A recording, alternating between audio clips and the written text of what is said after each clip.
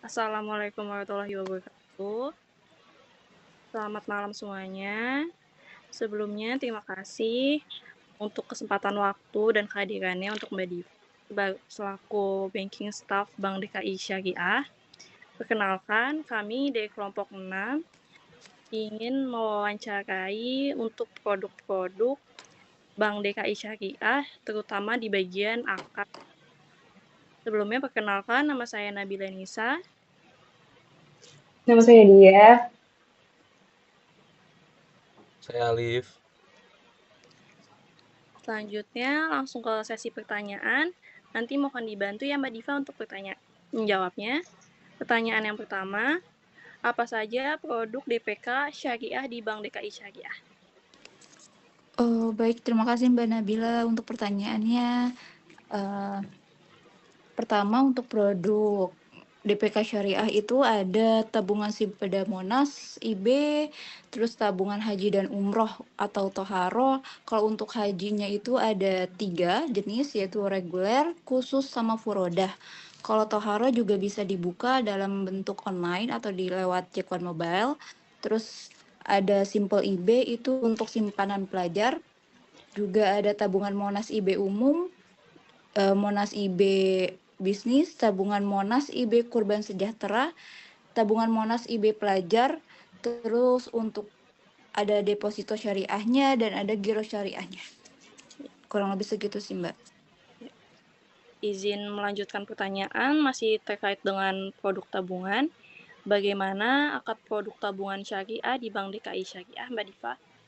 Kalau untuk akadnya itu ada 2, ada mudharabah sama wadiyah.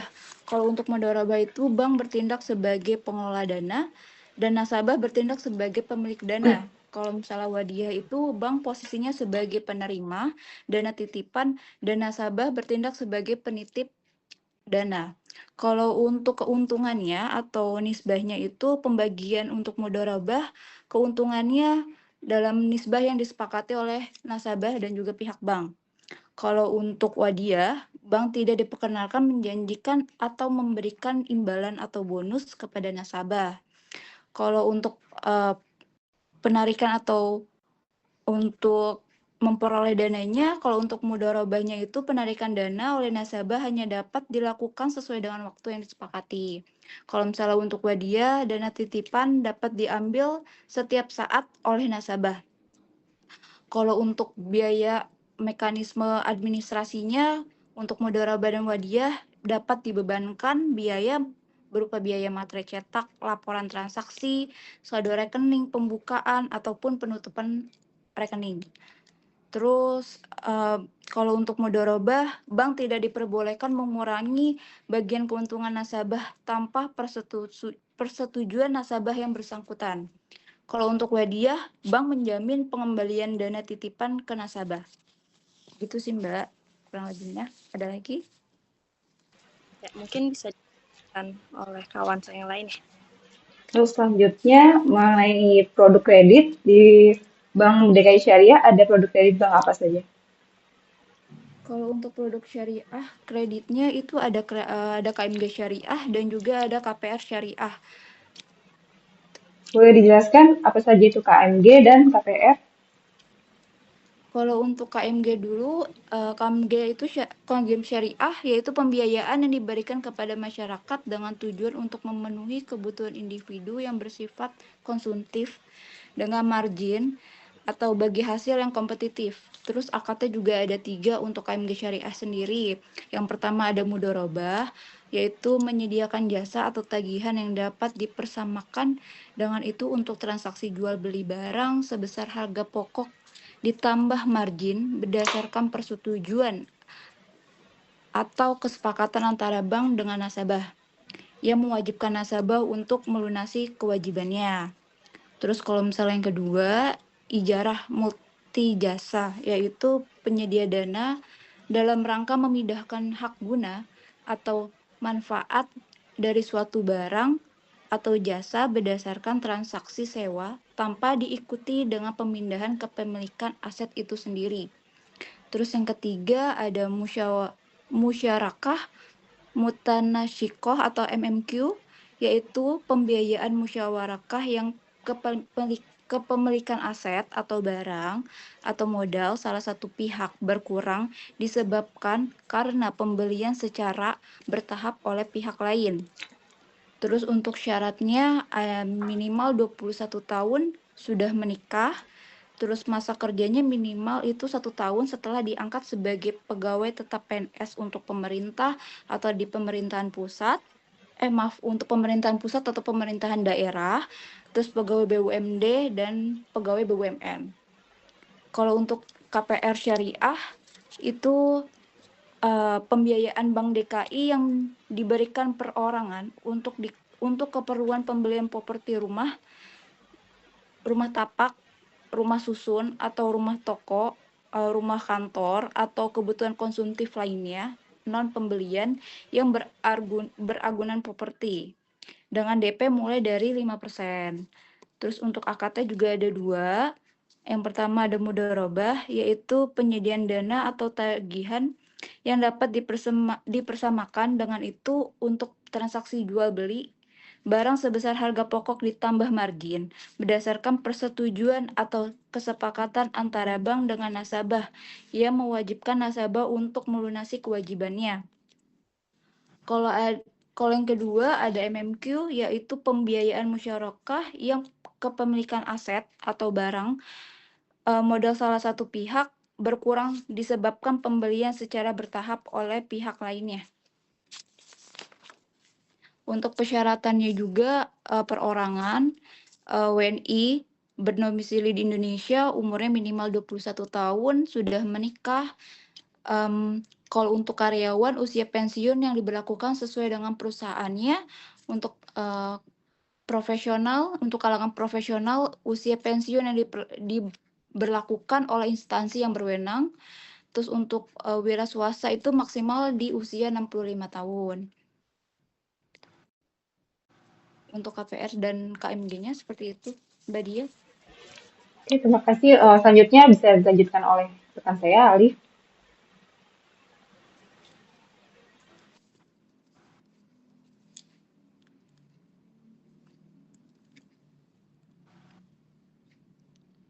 Oke, Mbak Diva, semua tadi yang Mbak Diva jelasin terima kasih udah dijawab. Selanjutnya aku mau nanya nih Mbak, untuk perihal produk, kalau untuk produk pembiayaan mikro, itu apakah ada yang syariah ya Mbak? Ada, kalau untuk pembiayaan mikro syariah.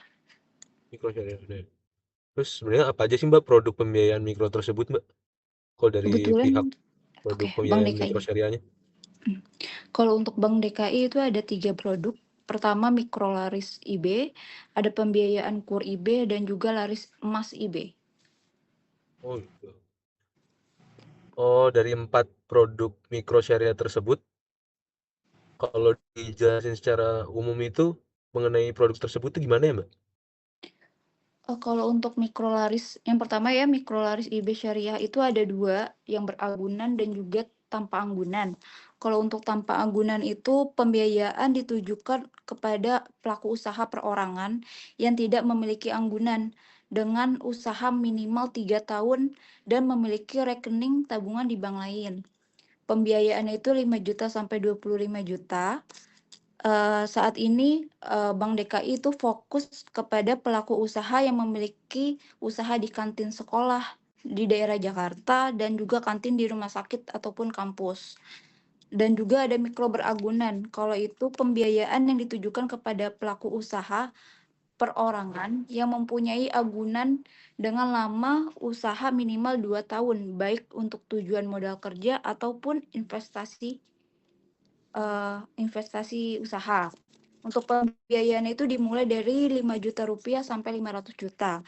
Jangka waktu pembiayaannya 6 bulan sampai 60 bulan. Oh ya, mau ditambahin juga untuk mikro tanpa anggunan itu jangka waktunya itu 6 bulan sampai 24 bulan. Terus ada pembiayaan KUR. targetnya itu pembiayaan KUR kebetulan di Bank DKI untuk JAK-EMA diberikan kepada calon nasabah yang merupakan ekosistem kelurahan yang memiliki usaha. Contohnya untuk ketua RT, ketua RW, guru PAUD, dasawisma, PKK, marbot, jumantik, dan lainnya yang berintegrasi dengan kelurahan. Terus dengan plafonnya sampai 25 juta. Dan akadnya itu pembiayaan MMQ jangka waktu pembiayaan maksimal 24 bulan. Untuk marginnya sendiri setara 12%. Untuk syaratnya ada fotokopi KTP suami istri, fotokopi kartu keluarga, fotokopi buku nikah, NPWP, serta surat usaha dari RT RW atau NIB, terus dokumen pendukung sesuai dengan permintaan bank. Kalau yang terakhir itu adalah laris emas IB. Dalam rangka memiliki emas logam mulia, Bank DKI mengeluarkan pembiayaan emas IB ini secara syariah dengan pembayaran dicicil setiap bulannya menggunakan akad pembiayaan mudharabah dengan jangka waktu maksimal 60 bulan dengan minimal logam mulia 1 gram dan maksimal pembiayaan itu 150 juta. Untuk persyaratannya sendiri, pertama nasabah memiliki penghasilan, KTP, NPWP, uang muka 20% dari harga emas, dan juga harus membuka rekening Bank DKI Syariah. Kurang lebih seperti itu Mas untuk produk pembiayaan dari Bank DKI mengenai mikro syariahnya. Oke, makasih Mbak Diva atas jawabannya. Sangat membantu. Terima kasih Mbak Diva. Sama-sama. Baik, saya kembalikan lagi ya Mbak ke moderator Nabila. Terima kasih Mbak Diva atas produk-produk dan juga akad-akad yang ada di atas waktunya semuanya. Mungkin sudah cukup sekian, sampai sini aja. Wassalamualaikum warahmatullahi wabarakatuh. Waalaikumsalam. Terima kasih Nabila, terima kasih Dia, terima kasih Mbak Diva.